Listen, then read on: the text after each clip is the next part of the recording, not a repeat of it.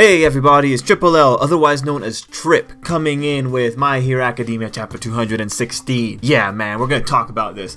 Now thankfully, this chapter has a lot of really interesting things going on, so we're not gonna do the play-by-play because there's enough substantial meat here to actually talk about the different sections of the chapter and extrapolate a little bit about them. There's a lot of really interesting things. The author's really good. He did some pretty nice info drops. And I'm digging it, man. Like it's another solid chapter, but it's not as technical as the last two. Instead, it's just this is good. This is good stuff. There's so much information here that we can take out from this chapter, and I'm really just excited. I don't know where to begin with this chapter, so let's start with the most inconsequential thing.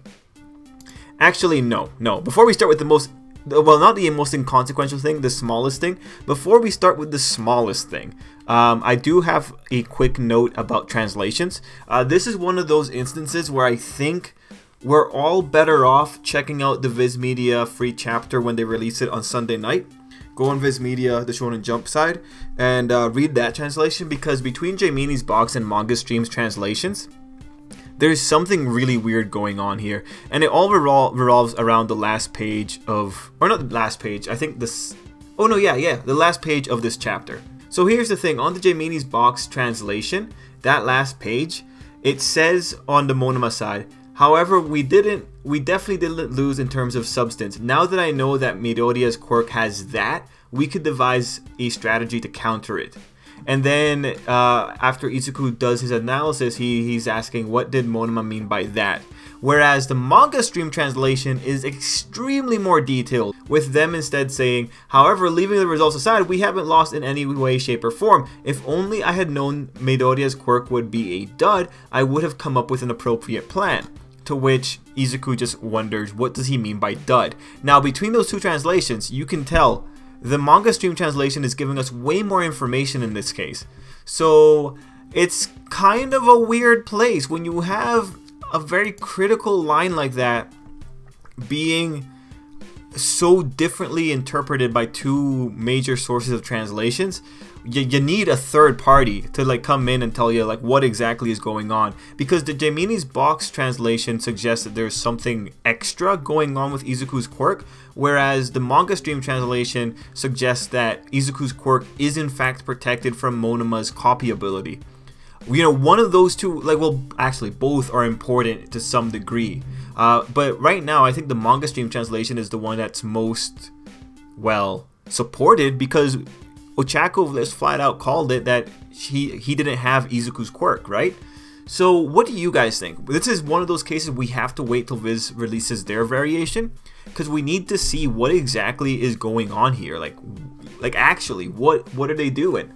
Anyway, that is probably like the weirdest part of the chapter. Now let's just talk about other things. Like, we have a lot of little topics to go through. First topic I want to touch on is Eraserhead. Eraserhead eventually comes in to talk to Shinzo about the way he's behaving, and you know, overall, like I do think that Shinzo was kind of trying to underplay how much he cared about Midoriya, or you know, Izuku. I don't like calling Izuku by his last name, but you know, he was definitely trying to underplay. He kind of feel like a tsundere, kind of, just because he was saying like, no, I was just doing this because this was tactical and all that kind of stuff. And I'm just like, I don't know, man. I think you really cared, but it's good that you were also thinking about the whole situation. Regardless, Shinzo's stuff is cute and adorable, but the part that I'm really interested in is that the author went out of his way to put a flashback of Aizawa's memories. And this is one of those things where I didn't realize it until I read the chapter for the third time through, where I realized that the person on the left was President Mike during his younger days. And you can tell because of President Mike's nose, you can tell because of the shades. It was interesting. And now when you see this flashback seeing set up here, and you have Aizawa talking about you can't help others if you don't have the power to help yourself, and then you have the situation with that kid on the right side who has flaming hair, you know, the obvious kind of implication there is that Aizawa had a formative experience that involved him losing a friend because he was not able to help himself in a situation. That's kind of what that panel implies when you see the way that it's being built up towards, and it's just like squeezed in there. The good thing here is that means there is a Aizawa storyline about loss somewhere in Hero Academia. Are we gonna get it in Hero Academia proper, or are we gonna get it in the Shonen Alpha spin-off chapters, or are we gonna get it in Vigilantes? That's kind of what I'm wondering, but I'm just so happy to know that Aizawa does have a storyline coming up, and it might just be like a very small flashback based storyline, but I'm all for it. Again, this is all based on the implication that the person on the right hand side has in fact been lost, and Aizawa that just lost his friend. I do think it'd be very interesting if we explored that aspect of Aizawa's character. Next topic to touch on, Ochako, because we have a hard Ochako Izuku teasing moment. You gotta love it when we get some ship teasing. You gotta love it when the ship teaser is none other than Mina. It's all good, man. So that was really cute. I've never seen Ochako like fully red. I'm totally for it. I also really loved Mina's face during all of this. Her face was hilarious. What do you mean it wasn't hilarious? Did we see like reread the same chapter? That was great. So overall, you know, it's a shipping moment. Those are always valuable. I like it. I'm all for it. It's cute. It's adorable. I'm totally for it. I think it's cool. I like that someone's pointing out that she was just full on embracing. As Mina says, she was latched onto him pretty hard too. Yeah, I really like it. I think that was a really nice light moment, and it's one of those things where I hope someone calls it out later. It's most likely going to be Mina because she's the shipper on the deck here. She's the one that's always teasing Ochako, so I kind of want to see more of that, but I'm all for it, man. But you know, moving away from Ochako, let's just like all acknowledge properly that Aizawa is right. Ochako has grown a lot, and the big moment that we get is the moment of Ochako saying that she wants to help people. And yeah, that reminds me of just back when we had all the Ochako topics. Like, people were pointing out that a good part of her current character was probably influenced by Night Eye's death, and here we do see that coming through, and I'm really happy that Aizawa is pointing it out for her. Now, you know, as we see that Aizawa giving this review, it reminds you that we really need the reviews for the other characters, the ones that got skipped over. So I think Todoroki's group and the group before that, we need to see these reviews, and I am a little bit concerned about whether or not we're going to get the reviews for the other characters next week, given what we ended off this chapter with. But yeah, I hope they get proper time. I hope they get, you know, proper, I guess, attention. It'd be nice. I want to know where exactly those kids failed based on Aizawa's observations. Anyway, before we move away from Ochako, I do want to say though, Ochako, let's face it, like I said last chapter, she did great for this. Everyone in this team got incapacitated, and two of them, they were brought in thanks to Ochako. Really, like, her contributions can't be minimalized, and neither can Mina's, neither can I guess, yeah, neither can Mineta's. Like, when you look at the people who were inside the cages and got neutralized, it really was a team effort. Although I do think Ochako has to be the MVP, because without her quick thinking here, Izuku probably would not have been saved. Or no, Izuku probably would have not have been rescued as quickly as he should have been, which would have led to a loss. And then her quick thinking after rescuing Izuku in general, yeah, like I do think she deserves the MVP role here. Anyway, yeah, it was cool to see Ochako being acknowledged as growing. Now let's see, any other topics within the chapter that I am forgetting? Let's go to the final little bit with Monoma going over to Eri's place tomorrow. Now that is obviously really interesting.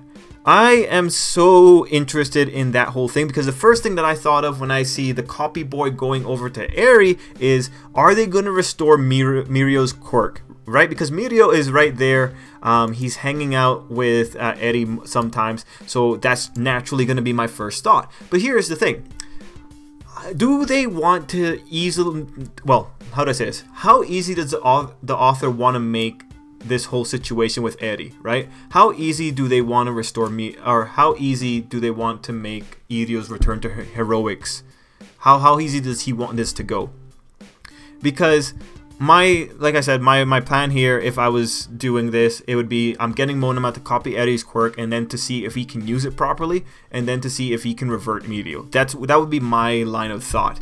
But right now, Monoma has pointed out something weird in Izuku's quirk. There is a chance that maybe Eri's quirk also falls under the category of Izuku's quirk, in terms of it's a dud, if we're going by the manga stream translation. In that case, the next chapter may be a bit of a disappointment. It may be a bit of a reminding us that Mirio's path to heroics, or return to heroics, might take a little bit longer than we thought. And it might be something that is used to explain what exactly Monoma meant by that, or by dud, when Izuku heard him say it. It might be an explanation chapter. The other side is that maybe, you know, instead of it just working, it's a kind of thing where Monoma kind of has to learn to use it properly to see if he can actually help Mirio. So the three possibilities here are like a full denial, it's a dud, or a kind of incompatible body, incompatible something that makes it so that Monoma has to train a little bit more before he can actually use Eri's quirk properly, or it's a full easy solution. Monoma can use the quirk fine if he copies Eri's quirk, and he can restore Mirio. So I'm very interested to see where exactly we're going with the next chapter. What do you guys think? Do you guys think there's something else that Aizawa is bringing Monoma in for, or do you think it's actually something we could be hopeful for in regards to Mirio?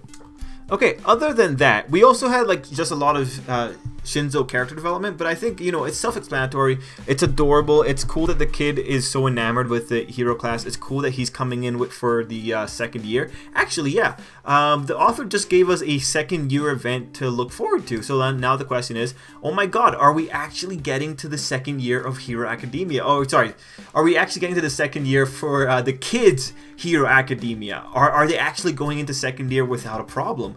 That's gonna be interesting. I wonder, like, actually, author, are we actually doing it? Because, you know, he's been doing some weird things. But if we actually get into the second year safe, then we can expect another sports festival, and that's gonna be so cool if we can actually go for that. But we still have a few. I think we're still a little bit away from that. I need to look at where we are in the calendar year for Hero Academia's classes. But yeah, if anyone knows that information off the top of their head, just let me know down below. I'm excited that the author is making it seem like he has plans for second year. And let's see, any other things for this chapter? We can talk about one last thing, which is specifically the Class 1A, Class 1B treatment. You remember way back when we were still having everyone else, I talked about how random it was that these kids were getting their hero names?